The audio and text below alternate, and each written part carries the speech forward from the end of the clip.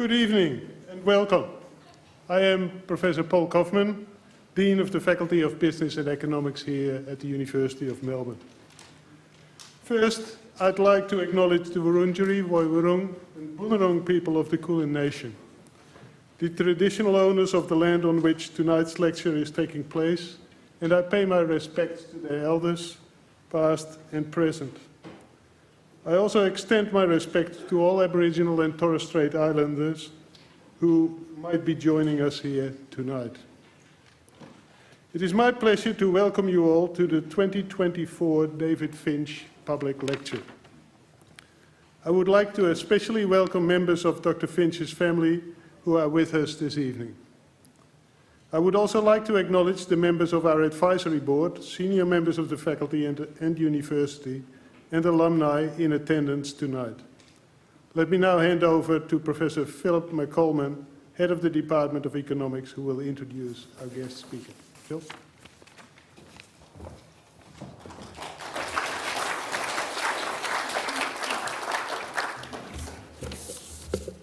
Thank you, Paul, and welcome to everyone tonight to the David Finch Public Lecture.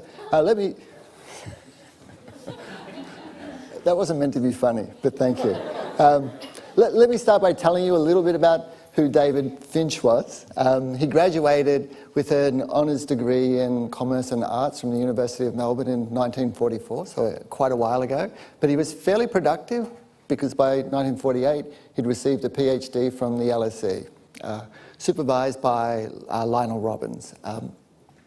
After a very short detour to the University of Tasmania, he then started at the newly established International Monetary Fund, where he stayed for the rest of his career, retiring in 1987, having, or in the post or role of Chancellor and also the Director of the Exchange and Trade Division.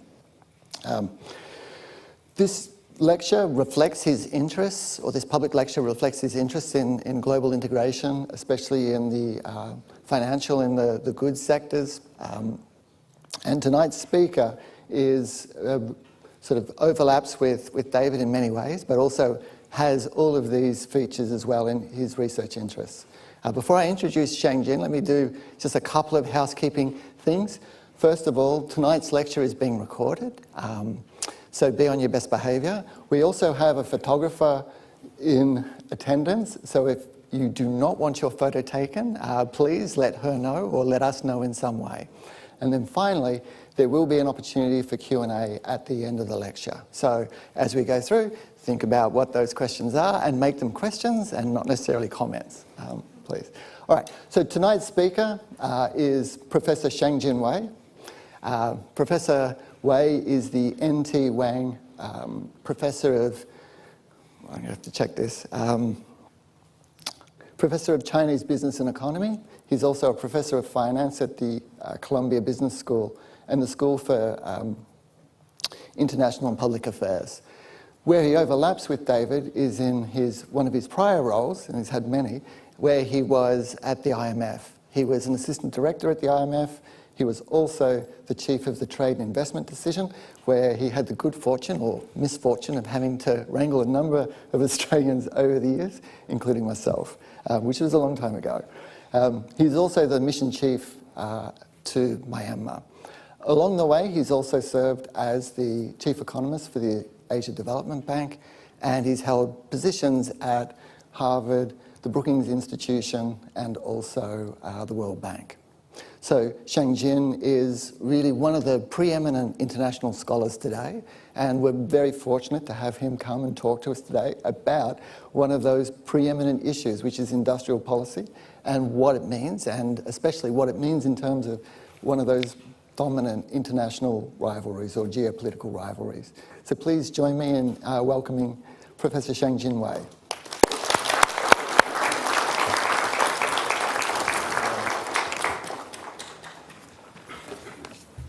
Thank you very much, Professor McCallum. Good evening, everyone. So it's such a great honor to be invited to share some thoughts with you at the David Finch lecture. All right, so my topic is industrial policy in the United States and China, industrial policy is in the vogue again. For example, I just read Future Made in Australia is one of the latest industrial policy in the world, focusing on green technology, supply chain resilience, and so on, sharing many features with industrial policy in other countries. In a way, so here's an example of industrial policy announced this year in different parts of the world. In a way, European Union's tariffs on Chinese electric vehicle imports is a kind of a EU industrial policy, or part of an EU industrial policy that is meant to alter economic structure in EU in a way that policymakers there consider desirable. United States Chips and Science Act is an example of industrial policy in the US meant to increase the US role in advanced computer chips production. China 2025 is a bit of old by now, but is one industrial policy from China that gets heavily commented on, criticized by US and many other countries. Each of those countries or economic areas have many other industrial policies. It's often noted that there seems to be a renewed interest in industrial policy. So here's a representative quote from Project Syndicate, which is a place that produces editorial commentaries for a consortium of news media around the world. So the introduction to a collection of industrial policy essays says, after a decades-long love affair with laissez-faire policies, many governments, notably in developed countries, are increasingly seeking to shape their economies through tariffs, subsidies, and public procurement, and more. I talk about tools using industrial policy, but here I want to call attention to this notion that there was a period of disinterest or low interest in industrial policy, and suddenly there's a burst in new interest that are going to partly to challenge. Many countries have industrial policy, but US and China in a way stand out, partly because of their size, partly because they influence other countries, and partly because each often cites industrial policy of the other as a justification or rationale for their own industrial policy. Before we talk about US and China more, let's start from the basics. What is industrial policy? So one way to think about industrial policy is any use of a government instruments that aims to induce a structural change in economy that otherwise would not have taken place in a laissez-faire, in the absence of government intervention.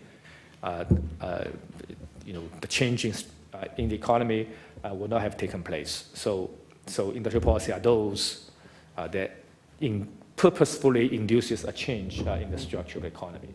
So example of those can include policies that try to boost domestic production of computer chips, increase domestic steel production, or maybe less polluting industries.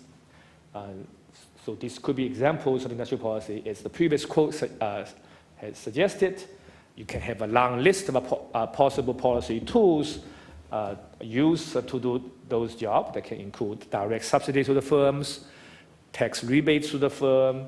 These will be selective tax rebates to firms in certain industries, not typically not uniformly offered to all firms.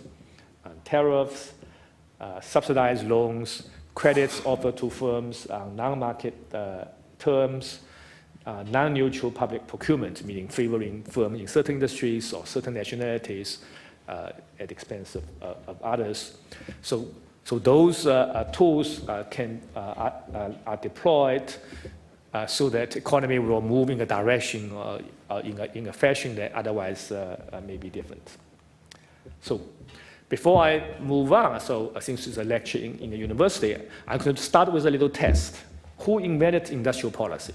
So this is the following methodology of Julia Andrews in Sound Music.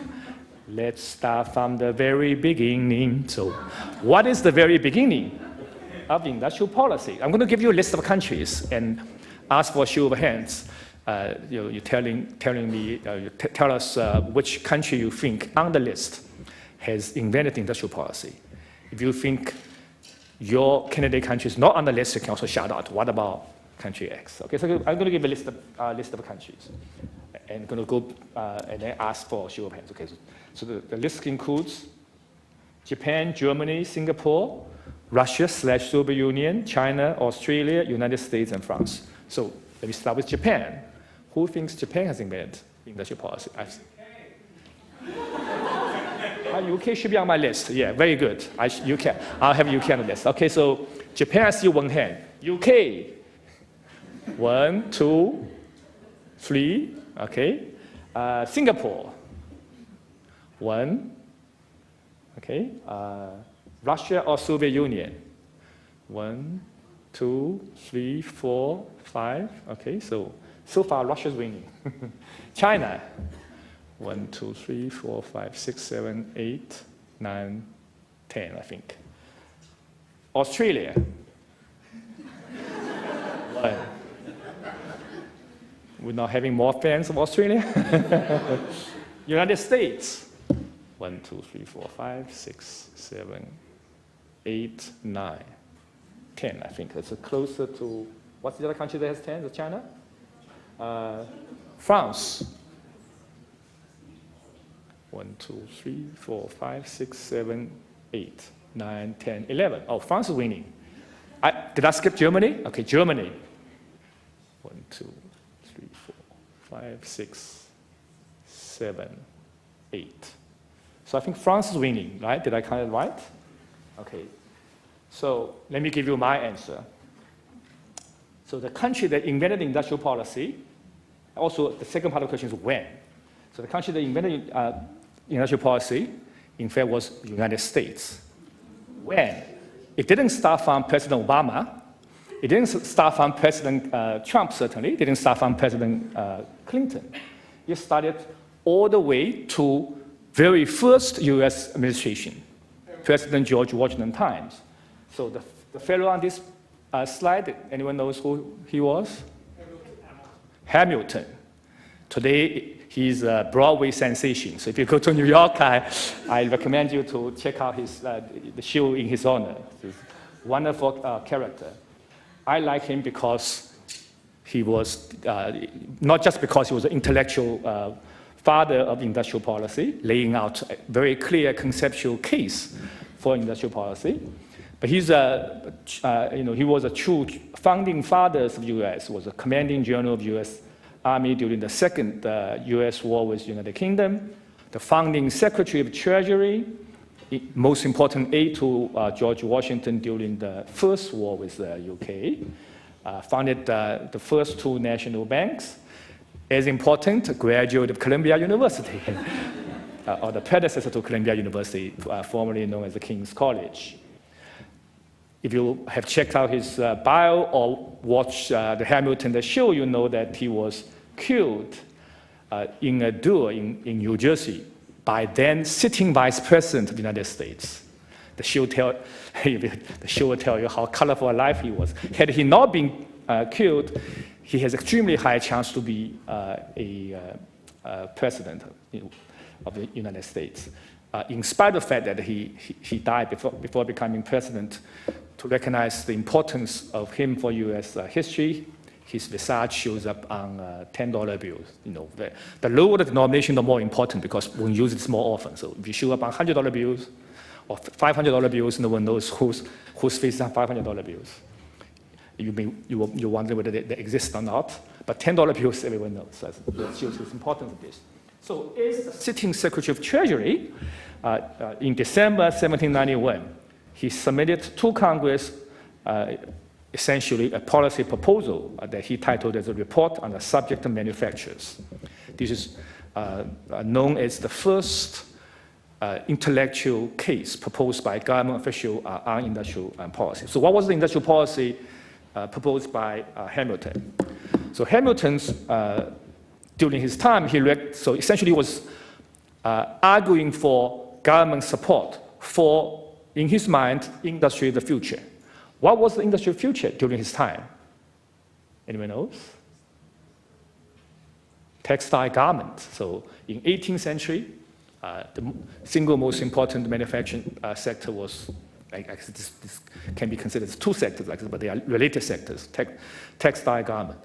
And the leading country of the time in that sector was the United Kingdom. So Hamilton proposed that developing this industrial future was extremely important for the economy of the United States. But U.S. was a laggard in that industry. In order to give American firms a chance to first survive and then thrive, he proposed to use two policy tools to help them. One, in his area, was called bounty, which in modern day English would have been called subsidy. So subsidy to U.S. firms, tool number one. Tool number two was tariff, a tool that President Trump loved very much. But Hamilton, as the first Secretary of Treasury, essentially proposed the very first usage of tariff for industrial policy purpose. And the idea of these two tools was, so the tariff was meant to make UK-made textile and garment to be artificially more costly in US market, right? And the idea of a bounty is to help lower the production cost by American firms. Jointly, this will give a US firm a chance to be competitive in the domestic market. And his intuition was the help doesn't have to be forever. You will give them enough, a period of time of assistance, they will become more efficient, and then they can compete with British firms. That was Hamilton's idea. He had a very concrete industry in mind. He laid out a case for why even a temporary help to the industry can eventually lead to a competitive industries. He made, identify very clear policy tools to do this. All right, so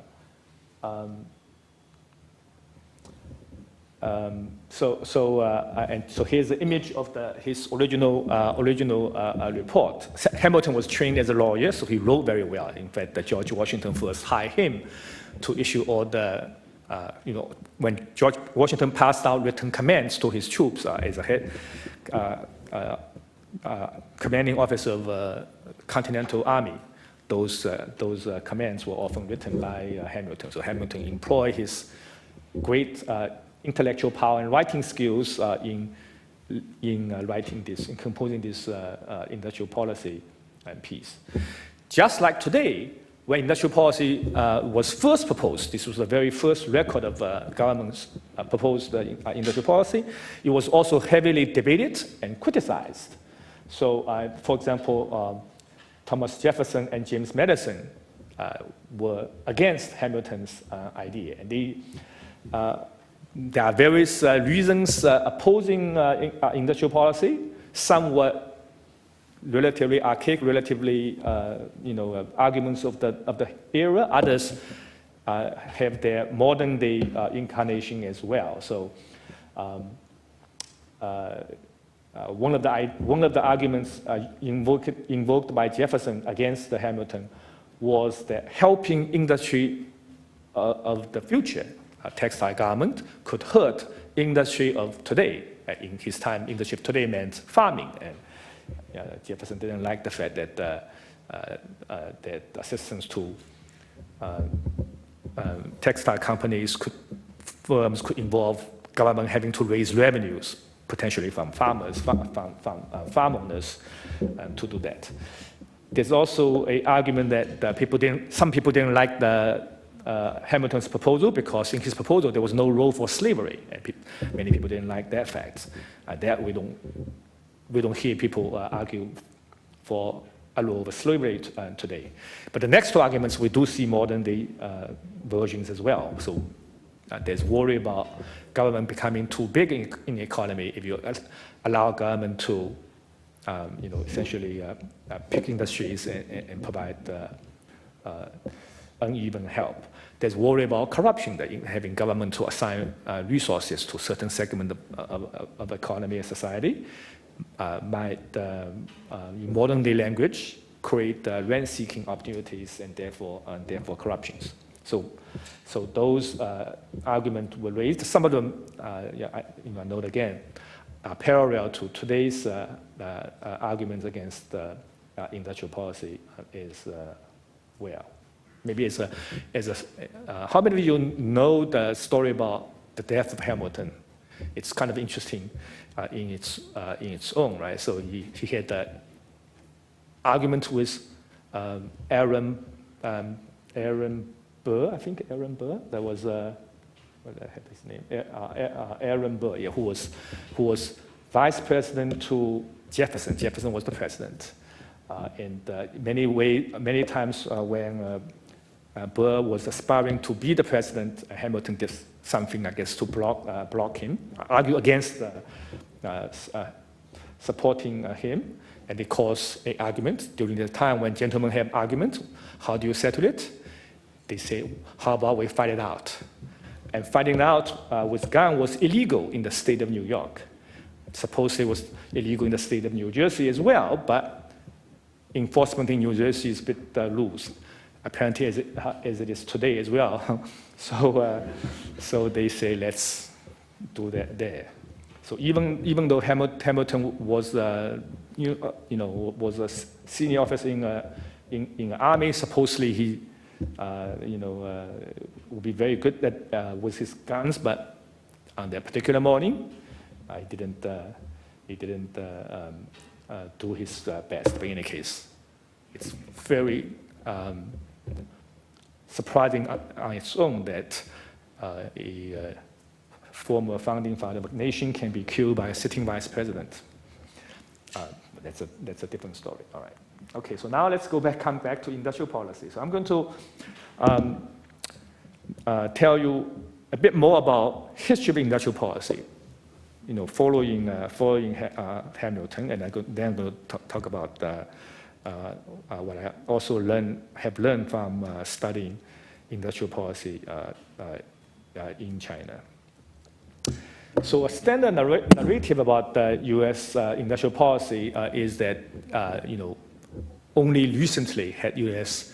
pick up its interest in industrial policy. So there was Hamilton, but then maybe up and downs. But for a while, industrial policy is something that low-income country or emerging market country care about or were interested. High-income countries, especially the United States, were stay away from this. Maybe Germany, France, Japan could be exceptions, but U.S. wasn't interested. And I want to argue that characterization perhaps is not quite accurate. So before I tell you what I have found in my research, let me first note there is a renewed interest in the research world about industrial policy today's. So on the slide, I list three very recent papers, heavily cited, very influential papers, study industrial policy.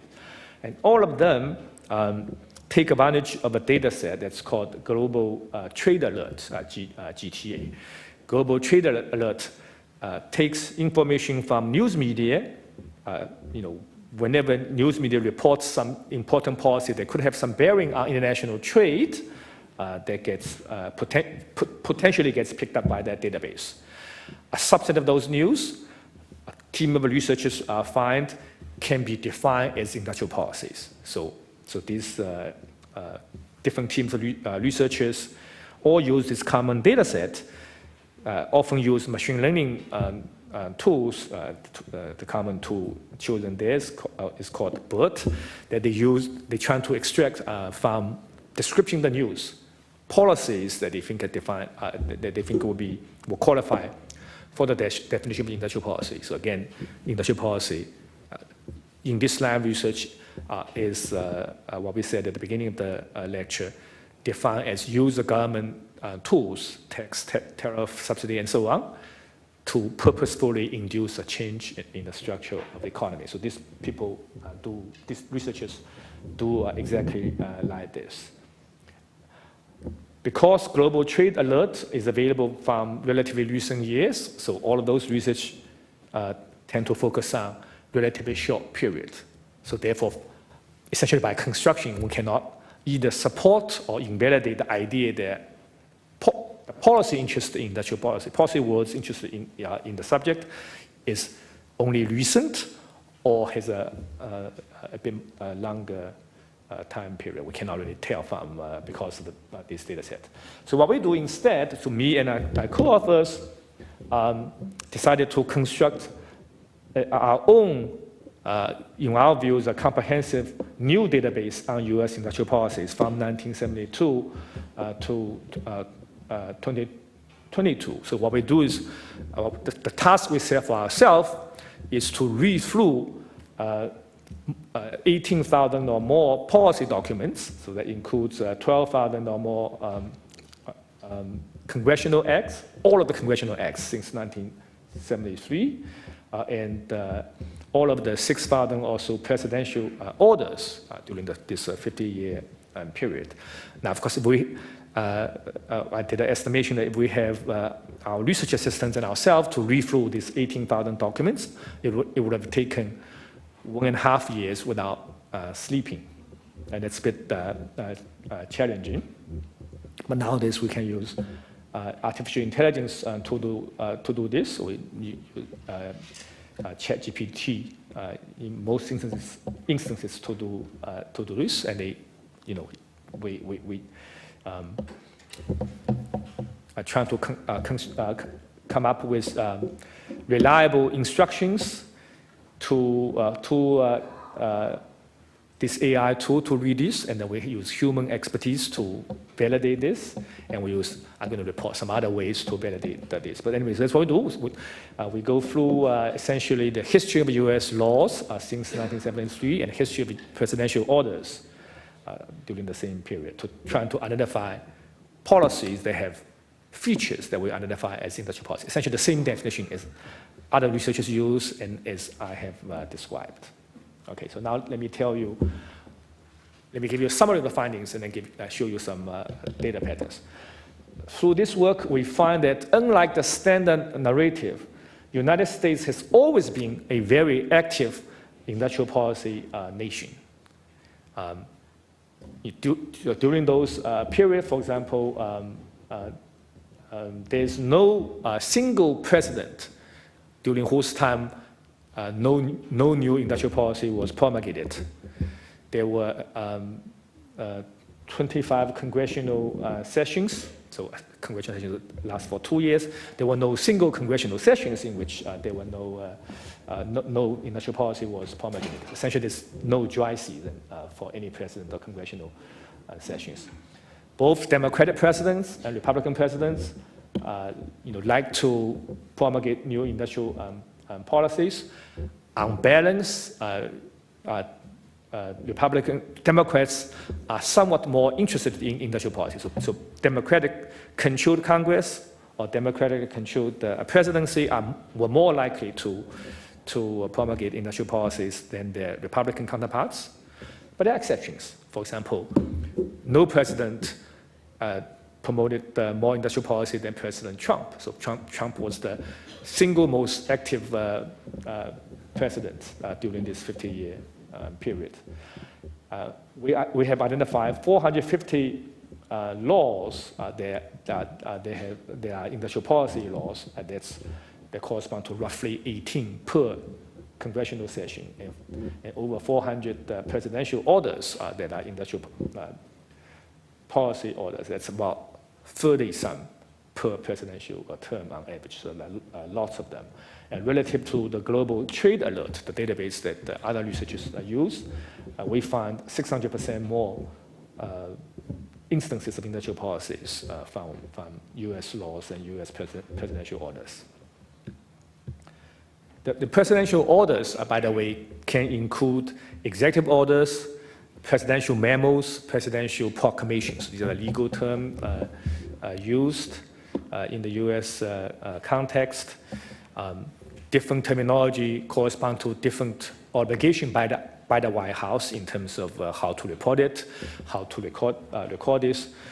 But it turns out the president has some discretion in how exactly to label the presidential order. For example, traditionally, presidential proclamations are used to create ceremonial holidays. They can declare, today is October, whatever, 22nd. So October 22nd, 2024 be the University of Melbourne Day. Like president can do something like this. That's the typical use of presidential proclamations.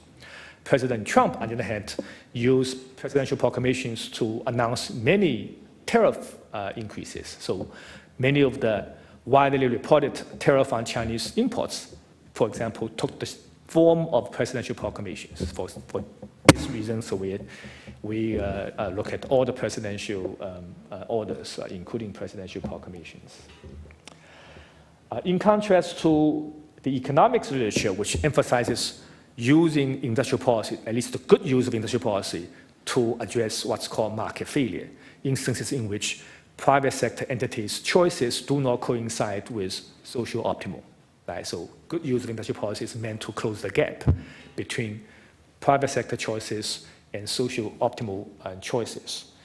If you look at the actual industrial policies promulgated by the US, most industrial policies, those laws and presidential orders often come with a declared objective.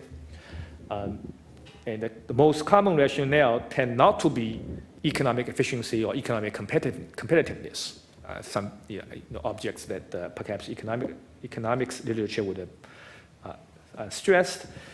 Instead, broadly defined national security is the leading rationale invoked, and not just in the last 2 or 3 years, but in fact, essentially throughout the previous 50-year period. Now, the broadly defined national security can include resilience of supply chain, so or dominance of the US in supply chain, and this, in fact, is also often mentioned. So reliability of supply chain, resilience of supply chain, which in the US context often means American firms need to dominate a certain supply chain, is also often invoked. Comparatively speaking, industrial policy meant to promote competitiveness of a particular sector is ranked lower in this industrial policy space. Pro-climate, green industrial policy happens, but much smaller share of all the industrial policies. We're going to also use stock price reactions to announcement of industrial policy is another way to validate whatever we identify as industrial policy is also recognized by the market as a meaningful or significant government move that will alter resource allocation. Right? If market thinks this means nothing, we can tell this from stock market stock prices. Instead, we find the stock market reactions confirms that they think those announced policies are policies that will affect resource allocation across firms, across sectors. All right, so here's a pictorial representation of our overall finding. So here, I give you a time series plot of count of industrial policies embedded, or rather laws that include industrial policies, that's in red, and laws in presidential orders that contains industrial policies. So the height of the bar represents the number. So blue is presidential from the White House, and the red is congressional law. So a few things one can notice is there can be ups and downs, but there's no single congressional session, no single 2-year period in which there's no new industrial policy. So industrial policy, in fact, is very common. That's what I meant by saying U.S. has always been a very active industrial policy nation, and Congress and presidents were equally active on average. There's some time series variations. For example, in more recent years, presidents become a bit more active. So President Obama was a bit more active, for example, than his predecessors. But President Trump ramp this up dramatically. President Biden has been slightly less active than President Trump, although he's pretty active by the count of the new industrial policy presidential orders. I want to know the difference between number of industrial policies versus number of laws containing industrial policies. That's because sometimes a law contains industrial policies can contain multiple industrial policies. They can mention different industries, different tools simultaneously. So if we were to look at count of industrial policies containing laws or count of industrial policies containing presidential orders, each will be a much bigger number than what's been plotted on this graph. Here's a picture that shows red gives you the fraction of all laws that are of industrial policy in nature. So there will be 4 or 5% of the laws are industrial policy laws, and the blue gives you fraction of presidential orders that are of industrial policy in nature. So there you see, up to recently, essentially, presidents and Congress have comparable fraction of laws and orders that are in industrial policy in nature, about 5% is a ballpark. Then things have started to change with the last three presidents. The last three presidents become much more active. And President Trump in particular substantially ramped up the share of presidential orders that are industrial policy. So he's much more, he told us that he's a tariff man, but he's really an industrial policy man. And this shows up in the data very clearly. Here's a table that documents congressional sessions by session, president by president, number of laws that are industrial policy laws and number of presidential orders that are industrial policy orders. It's probably too much information to read, but it spills over two pages. Let me summarize in words for you. So first of all, is described earlier that there was no precedent, no congressional session that showed zero interest in industrial law. All of them like some kind of industrial laws. But there's some relative intensities. So two presidents that had the least number of new industrial policies were Bush Sr. and Bush Jr. And the president with the most industrial policy was President Trump.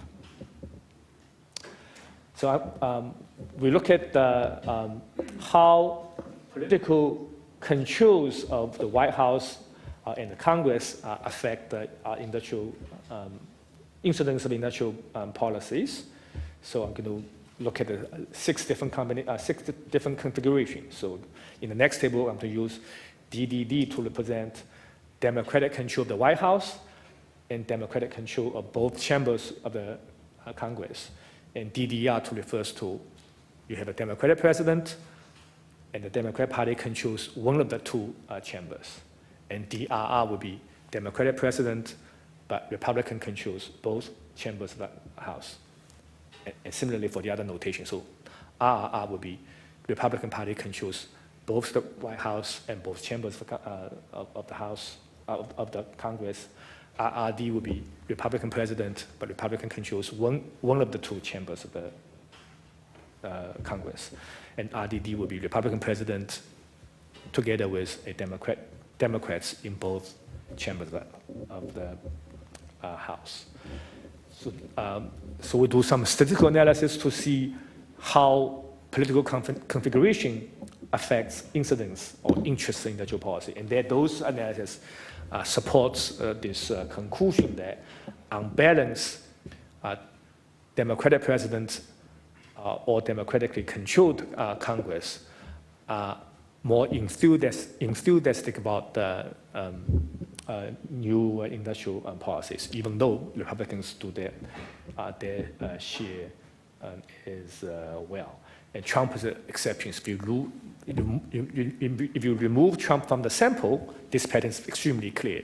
You put Trump in the sample, that sort of reduces the difference between Republican versus Democrats. One can also characterize industrial policy by type, by the declared objectives. So our artificial intelligence tools help. We don't have to pre-select types. By reading the text of the laws and presidential orders, our AI tool says it seems to be sensible to put the industrial policies into 4 categories plus a small others category. So these will be narrowly defined defense security, 1, and security of supply chains, 2, economic competitiveness, 3, climate or environmental protection, and 4. And then there will be it's relatively rarely that the law or the presidential orders do not include words that help us to identify the objective of the industrial policies. Relatively rare, but of those categories, we can see that data strongly suggests broadly defined national security. So that will include narrowly defined defense security and then supply chain resilience or security. They are much more important as a fraction of industrial policy than economic competitiveness. So competitiveness, something that economists perhaps traditionally think about, are not top of the mind for U.S. policymakers. But on the other hand, the resilience or security of the supply chain has been a constant theme throughout this 50-year history, not just during the Cold War period, not just during the current geopolitical phase, in fact, throughout, because having Japan to be a dominant supplier in the supply chain could be a concern for the U.S. policymaker. I do not know if there's particular industry in which Australia is a dominant supplier or not, but in principle, that could be a concern to U.S. policymakers as well. All right, so I'm going to skip this slide. We can look at tools typically used in U.S. industrial policies, and there's a potentially a long list of a menu of tools, and they include direct subsidy to firms, something Secretary Hamilton liked during his time as well. Reduction in taxes, corporate income tax, other taxes, tools that were not available to Hamilton, by the way. So during Hamilton time, the most important tax was tariff, border tax. Income tax in the U.S. was introduced during President Lincoln time, and then discontinued, and then restarted in the early 20th century. But once it's in place, offering tax credit or tax reduction could be a tool for industrial policy. And then subsidized credit, subsidized loans, trade and tariff are used. These are the leading direct industrial policy tools. There's also a set of indirect, but nonetheless economically important tools, and they include public procurement. They are sort of non-uniform procurement, favoring certain sectors, favoring certain type of firms. And sector-specific infrastructure, sector-specific training, and subsidy to the downstream firms or customers for certain industries. And then local content requirements can be used as well. Regulations in order to favor U.S. firms in certain industries are also tools. Sorting by relative frequency in their usage. For industrial policy supported by laws, one sees that regulation, sector-specific infrastructure, direct subsidy to firms are often used.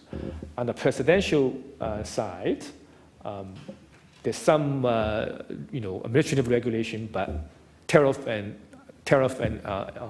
border taxes, trade measures are very heavily used. Therefore, President Trump's use of a tariff, in fact, is not exception in U.S. history.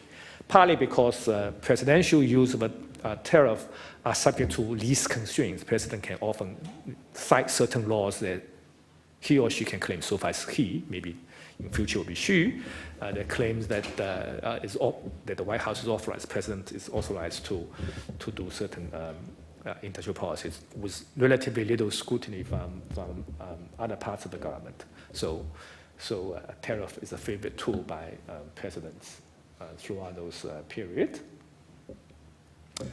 Now, maybe I should let me describe in words ways we want to check. We use to check whether our industrial policy is identified by us are truly meaningful industrial policies in the sense that they are not just empty words. So, or the machine didn't make a mistake, or AI didn't make a mistake into this. So we do it two ways. One is we have our graduate students trained in, graduate level economics to read a subset of laws. We pick 2 years and have them read the laws, compare their judgment on whether a particular piece is industrial policy or not, with AI's judgment. And we find that there's a very broad correspondence. So using essentially the true positive and true negative, both have a very high ratios. If we want to use analogous term from statistical analysis, what's called Eiffel type 1 error is relatively low. So we can validate the sensibility of this using essentially human experts. I want to note some of you who have worked with ChatGPT or used ChatGPT know that one of the problems with those some of the AI tools is that they can have hallucination. They can come up with false answers. So here I want to notice there are ways to control this, and in the research paper version of these results, we describe ways one can reduce or even nearly eliminate the hallucinations. In any case, human experts provide a check on this. Another way to validate this is that, okay, our procedure has identified a set of US industrial policies. What did the market think at the time, right? So another way to see if our industrial policy were actual policy that were considered consequential is to see whether stock market investors also thought they were consequential, whether they use their own real money to tell us whether they think they were consequential or not. So we we essentially check stock price reaction to this. So for those of you who are in finance research area, this is a tool that uses see whether stocks that are supposed to be affected by a particular industrial policy perform unusually better. If it's in firming industries that are supposed to be held by industry, do you see their stock prices do better than market on average? For firming industries that are supposed to be discouraged by certain industrial policy, do you see stock prices fall more than market average? So in words, that essentially is the methodology. And our statistical analysis strongly suggests that stock market investors consider those identified policies as meaningful policies, that as soon as they hear certain policies announced, they tend to buy more of those stocks that in their minds are held by those policies, or sell those stocks that they, in their mind, are hurt by those policies. This applies both to industrial policies in laws and to industrial policies in presidential orders. So again, there are more details on this. I'm going to skip some details. Okay, so this is, one can also validate our methodology by identifying a lot more industrial policy in the US than standard or existing database, Global Trade Alert. We can verify that those policies that we identify as industrial policy but missed by the Global Trade Alert database, in fact, have been regarded by the market as important as well. So stock prices do respond in an intuitive way to the industrial policies that we identified but missed by the existing research. I'm going to skip those. You can also look at firms beyond stock market investors. You can also check whether companies' actual revenue growth, employment growth, profit growth respond to or change in certain ways subsequent to announcement of industrial policy. And those checks also confirm that firms in industry that are helped by giving industrial policy tend to grow faster subsequent to the industrial policy than otherwise would be the case. So that also confirms this. Just to summarize, again, our look at the history of the policy suggests that it turns out U.S. has been very active in industrial policy space. It's not a new thing. Perhaps not accidental that Alexander Hamilton, the very first U.S. government, was the government that proposed industrial policy. So my reading of their history is that the U.S. doesn't really have intellectual or historical aversion to industrial policy. What one sometimes observe is that U.S. has aversion to industrial policy by other countries, but U.S. may not necessarily dislike the industrial policy as a concept or as a practice. I'm going to switch to talk about Chinese industrial policy a little bit. In our plan is to use same methodology, use AI tool to read all Chinese government documents, laws, administrative orders, to come up with a new database on industrial policy. Their work has not been finished or has not started yet before the lecture, but it's on our to-do list. So instead, on the Chinese industrial policy part, I'm going to do somewhat differently. So I have done some case studies, analytical case studies of some concrete industrial policies. I'm going to describe one for you. In particular, I'm going to talk about a major, maybe the largest pro-innovation industrial policy by China. And the policy is called InnoCom. That's the English term come up by Chinese bureaucrats. That somehow they think the combination of innovation and commercial, I guess, represents the nature of the policy. So InnoCom, in terms of budgetary outlay, is the biggest pro-innovation industrial policy by China. How does it work? It works through giving high-tech certification to certain firms. So more concretely, the policy identifies 6 industries of the future. They are essentially different kinds of modern manufacturing industries, plus modern service sectors. So things you can imagine will be there. So computer chip making, various other advanced manufacturing are chosen. So this is announced. So these 8 industries are industries the government wants to promote, and firms in those selected industries can apply for a certification, a certificate of being a high or new technology enterprise, HNTE. If you receive that certification, then you can receive a very big subsidy in the form of a reduction in the corporate income tax rate by 10 percentage points. Not a reduction by 10%, but reduction by 10 percentage points. So this policy was first promulgated in 2008. At the time, corporate income tax rate was 25%. If you were considered eligible for the subsidy, you will pay 15% tax instead of 25% tax. That's a very big benefit. And the reduction in tax rate is good for 3 years, but you can renew. You can, once one period of reduction is about to be over, you can apply for another 3 years of this, as long as you get approved. Policy like this has been around for a while, but in 2008, there's a major revamp of the policy that greatly increased the budgetary outlay, so they are prepared to give big tax subsidy to many more firms in those industries.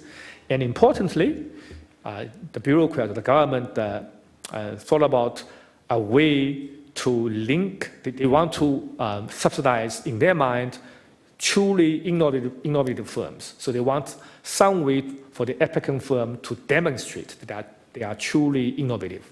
How do you do this?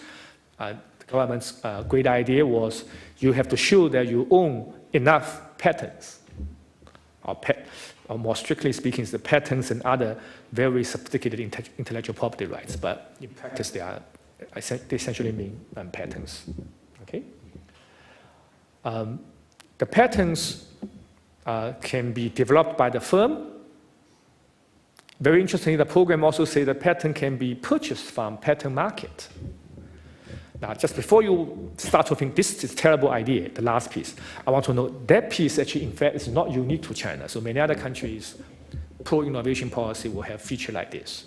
So one of the very important pro-innovation industrial policy in European Union is something called the patent box. That is, a firm can apply for a tax reduction on a portion of the profit if the firm can claim this portion of the profit is linked to a particular patent.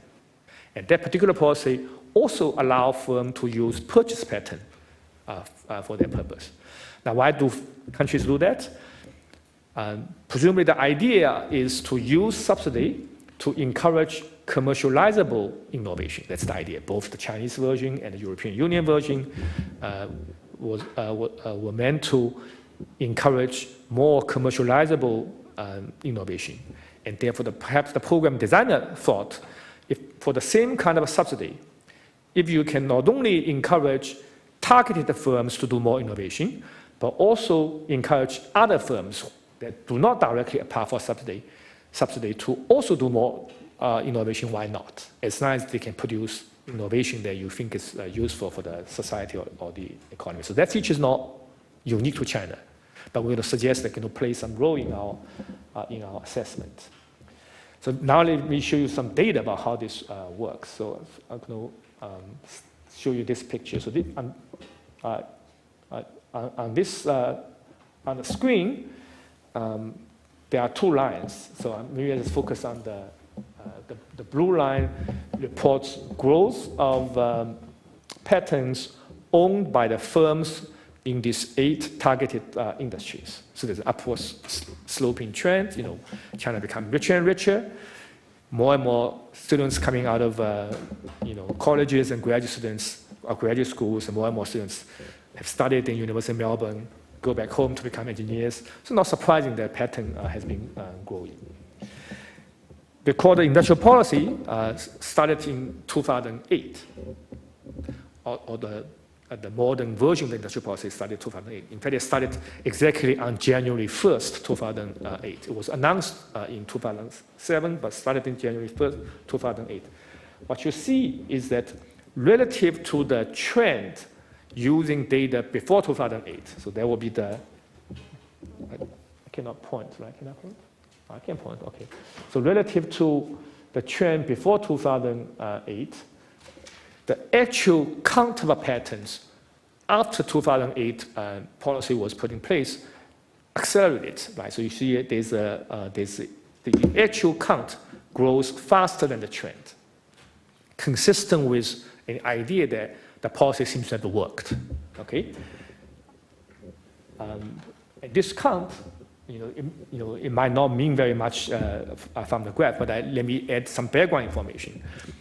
Chinese patent count has grown tremendously, especially after 2008. So much so that around perhaps 7 or 8 years ago, China became, there were more new patents registered every year in China than any other country in the world, including the United States. So the Chinese counter patent,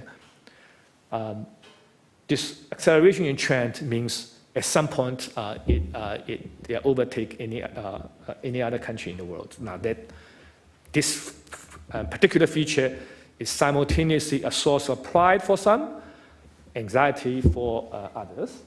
But in any case, some people will point to this graph and say, look, this policy clearly has helped. Okay. So again, this is a very large industrial policy. Huge amount of budget in the form of tax revenue foregone. About 15 years ago, it's something like 100 billion RMBs. Today it will be bigger. But even 15 years ago, with 100 billion RMB, or 16 years ago, with 100 billion RMB, that's more than the dollar amount converted into US dollar, bigger than the US Science and Chips Act. So that's how big the program was. All right, so success? Well, one thing I want to point out is perhaps judging success or failure of industrial policy cannot just be on an outcome like count of patents. So let me now juxtapose another graph with the previous graph. So the graph on the left is the one you have previously seen, which is reporting the count of patents by year. That shows a huge pickup in the growth rate subsequent to 2008. What's the graph on the right? The graph on the right reports two different ways to measure quality of the innovation patents. So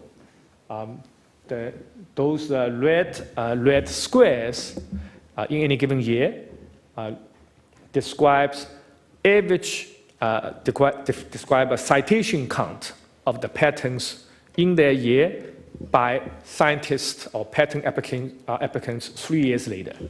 Let me say one more time. So let's say pick 2007. Let me use this. So this point, this square refers to future citation count of patents developed in 2007. Okay.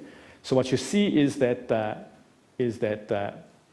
future citation count start to decline exactly from 2008 and in subsequent years. That is, patents in 2008 vintage and later tend to be much less cited by future applicants of a patent, indicating decline in quality, that people don't think that they are as worth cited as previous vintages.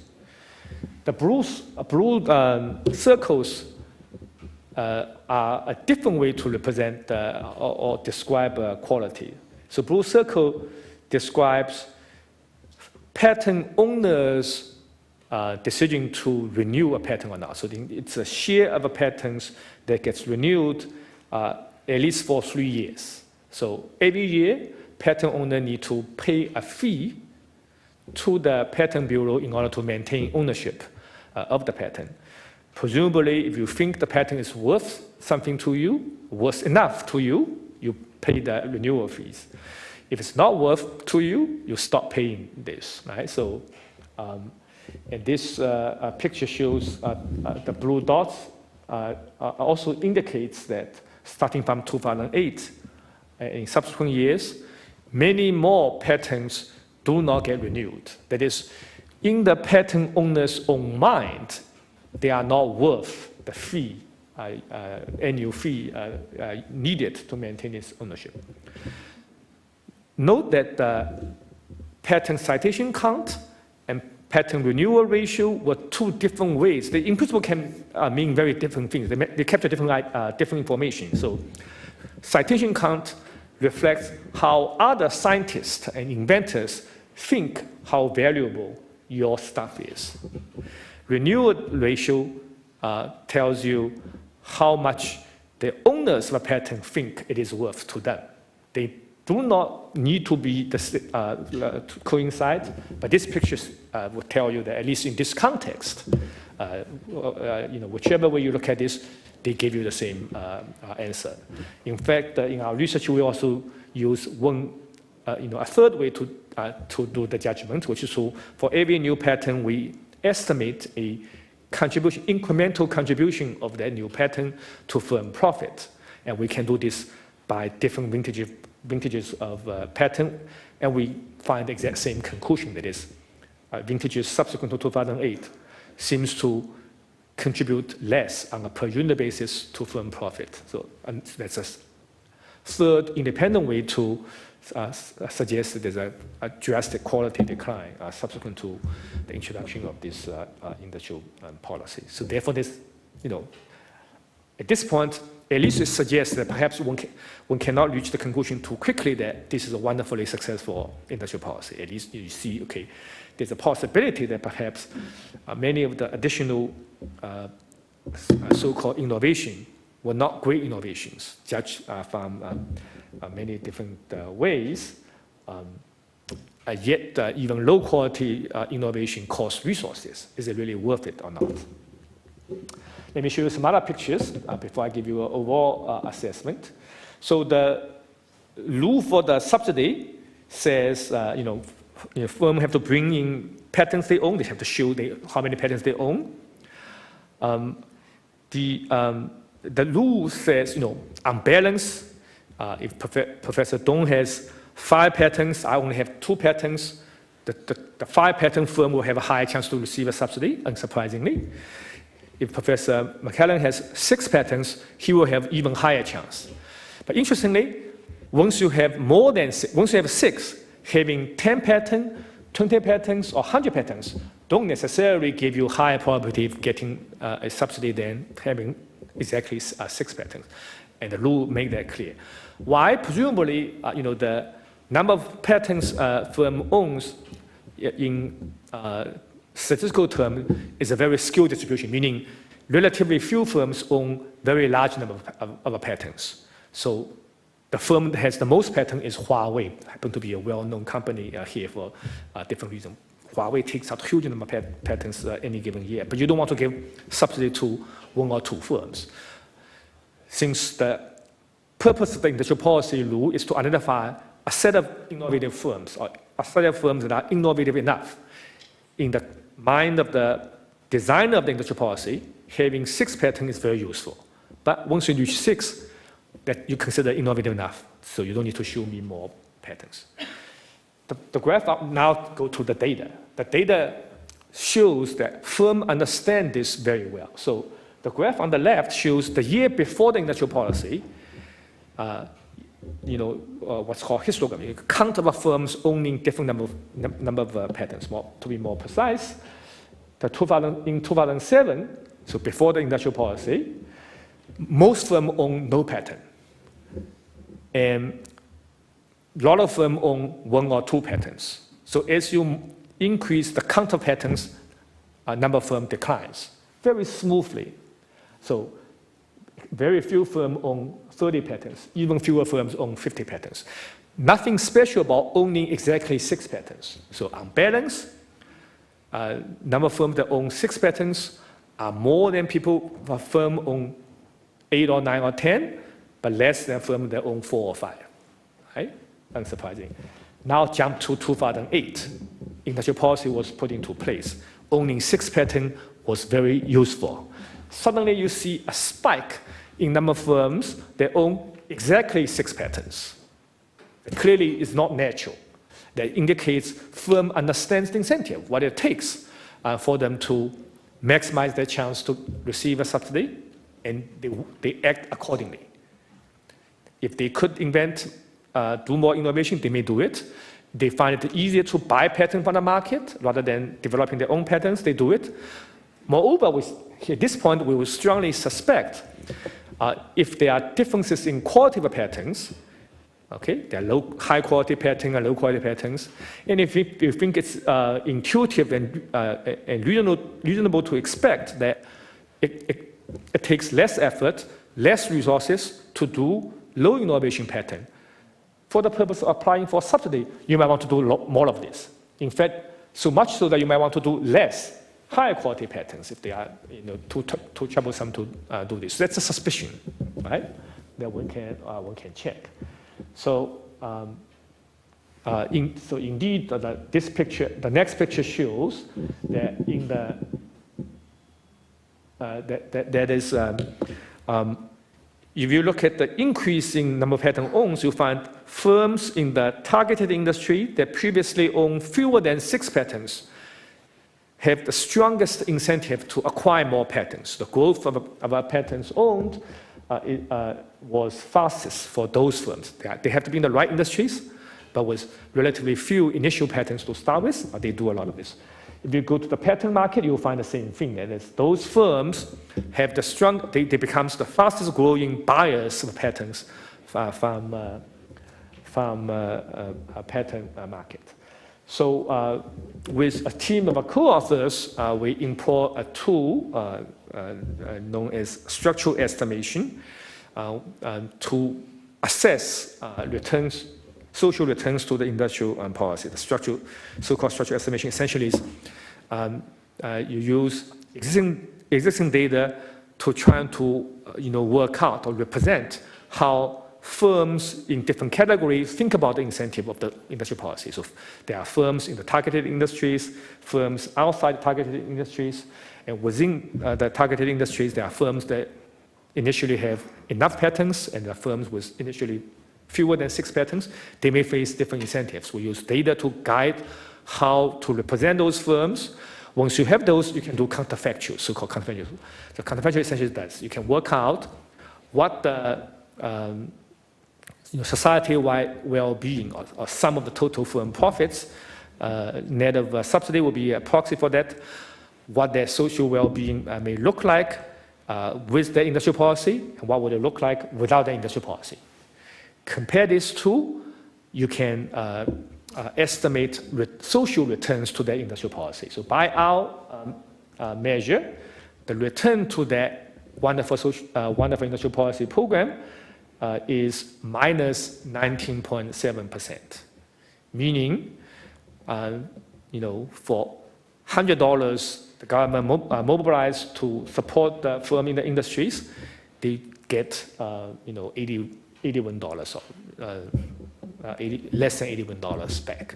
You spend $100, you get less than $81 back. That's what minus 19.7% means.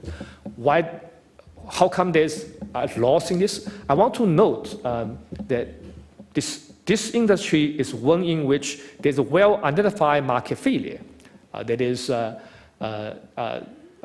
innovation has been recognized as something that generates positive spillover. That is, when a firm creates high-quality innovation, not only that particular firm benefits in the form of higher productivity, higher profit.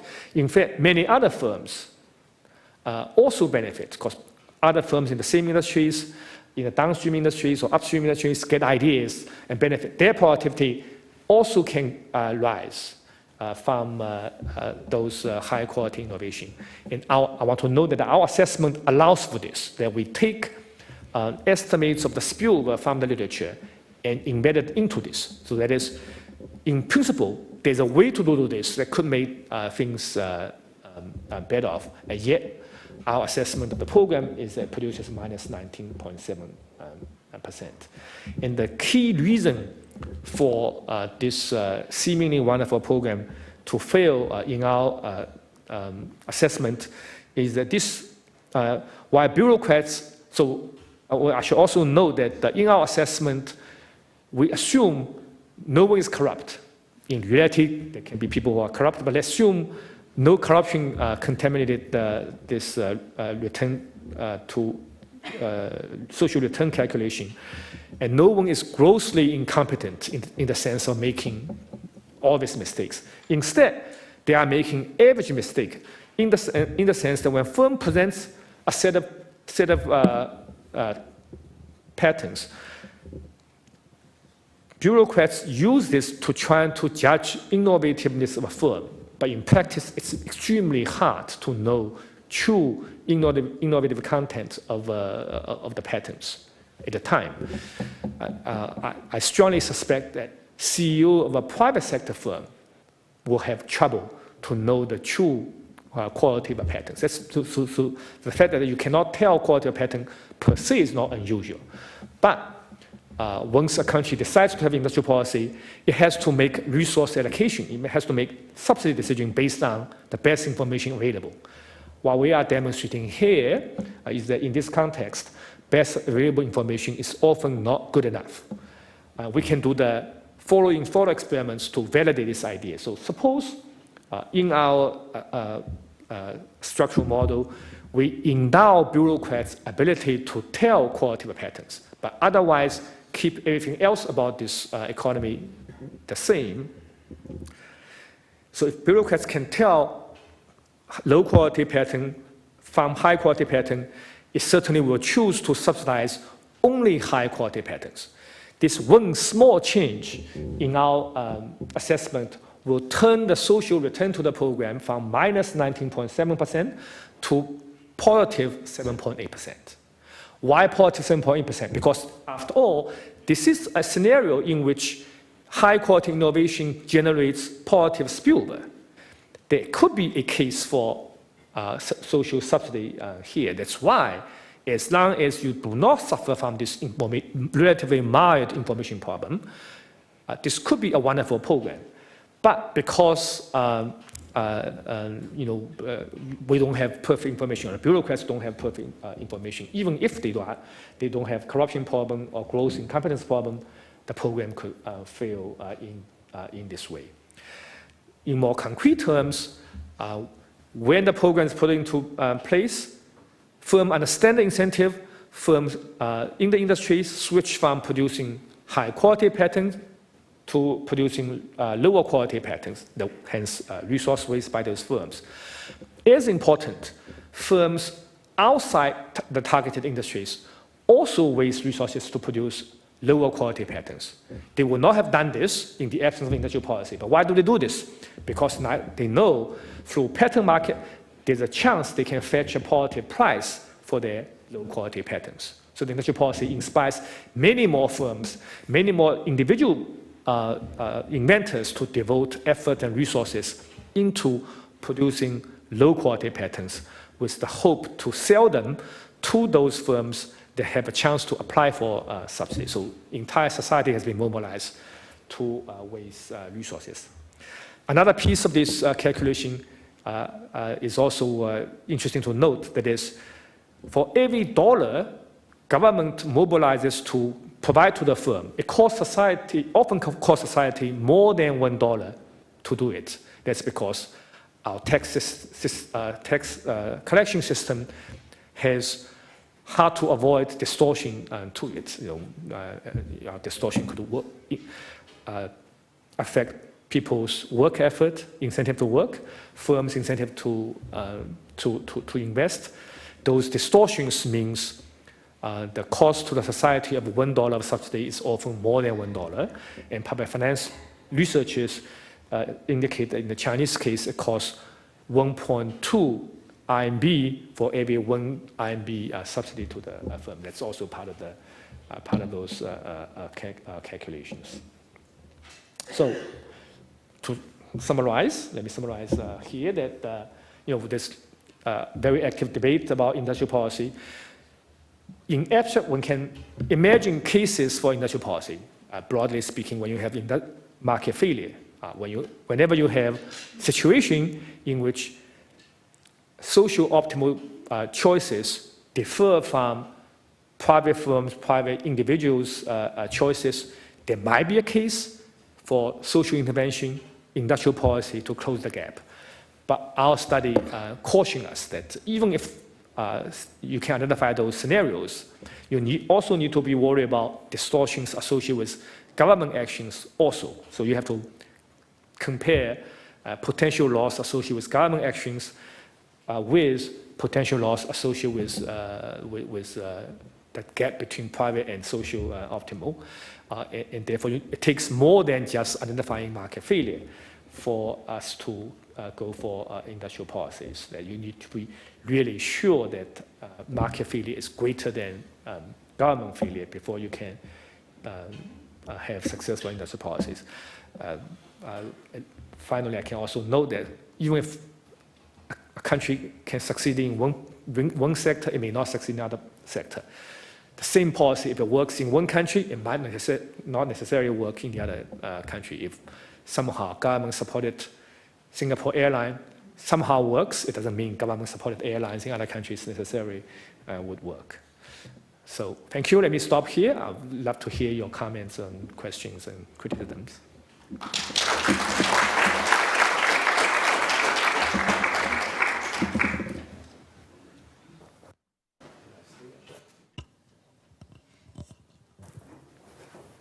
turned on. Okay, so we have a couple of mics that are going around. So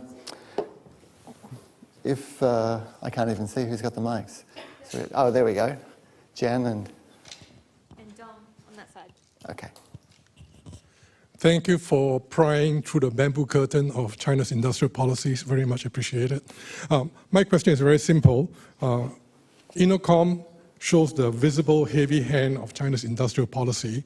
And as we move towards Made in China 2025 in 2015 and the more recent domestic procurement policies, document 2930, do you see China being able to circumvent US technology sanctions, and would you see a bifurcation of the technology ecosystem moving forward? Thank you. Thank you for the question. There are two different dimensions of you use the verb circumvent. You might imagine circumvention in two different ways. One is literally circumvention by getting technology through a third country, other route indirectly. The other would be developing domestic substitutes, hopefully good enough substitutes, or in some ways surpassing the international alternatives. Whether those will succeed or not may very well depend on particular sectors. If one wants to be pessimistic, you can certainly cite reasons to be pessimistic. People will point, like in the advanced chips area, there's a very big gap. Even if you want to catch up when you work on 7 nanometer stuff, people are already doing 2 nanometers, 1 nanometers. Some people claim the gap can become larger and larger. If you want to be less pessimistic, one can also cite other examples. For example, even before today's geopolitical tension, US has always blocked Chinese aspiration in space area. For example, when United States and Russia collaborate on international space stations, so French, maybe Australian, has there ever been Australian astronaut on international space station? Not yet. Maybe some of the students can volunteer someday. But there are people astronauts from various countries have done this, Japanese and so on. But US explicitly told Russians, not Russians' proposal, but US proposal, don't ever let Chinese astronauts to get onto international space station. Because of that, China was forced to develop its own. And so it turns out in this particular area, China managed to develop its own space station.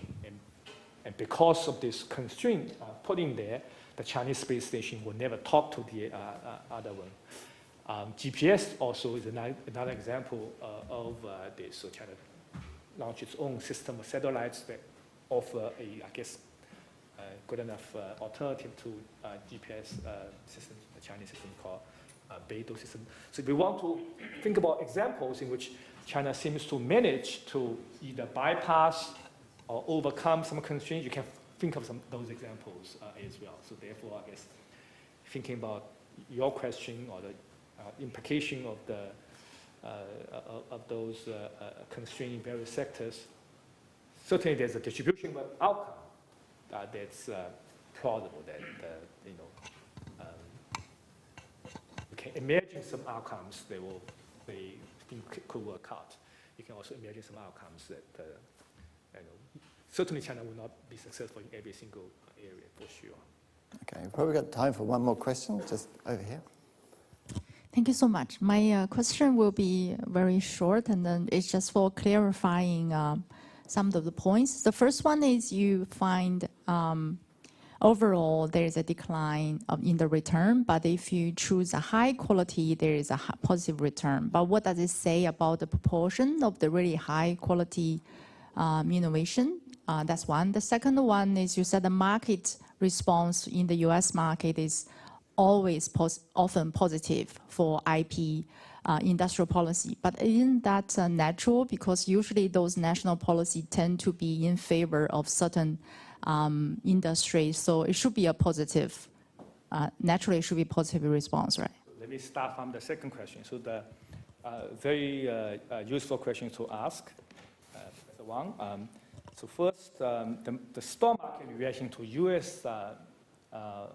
National policy announcement does not tell us whether the policy is a good idea for the U.S. economy or not. It simply tells us that stock market investors understand there will be resources that go with those policies. These are not just empty words. That's all it indicates. Some of the U.S. industrial policy potentially could suffer the same kind of society-wide consequence as what I described about the INNOCOM. So the separate research would be needed to do a serious and rigorous assessment by this individual industrial policy. But this simply says you are right that if particularly industrial policy in the U.S. is meant to help firms in certain industry, the stock market reaction validates this. Right? So the only new information is that we correctly identify those industrial policy, and market agree with our assessment. These are meaningful industrial policy. It requires a separate or different kind of assessment to see whether those are good ideas, whether the subsidy or social resource has been well spent. Right? It's a different assessment. On your first question, yes, what we are seeing is that much of the explosion in patent or innovation, or the part of the explosion that's triggered by this policy, does not seem to be high quality innovation. There are many other things going on in the society, such as every year more engineering students have been graduated, and they may very well have contributed to growth of the real high quality policies. So my statement is about consequence of this particular public policy. I'm not saying there are no high quality innovation in China after 2008. That's not what I'm saying. Instead, I'm saying the innovation that seems to be encouraged by this particular piece of policy does not seem to be high quality, or this policy doesn't seem to play as important role as you might think in raising high quality patents. All right, thank you very much. So I'd like to invite Professor Dong up here just to present Professor Wei with a small token of our appreciation, as we also thank Professor Wei for his presentation tonight.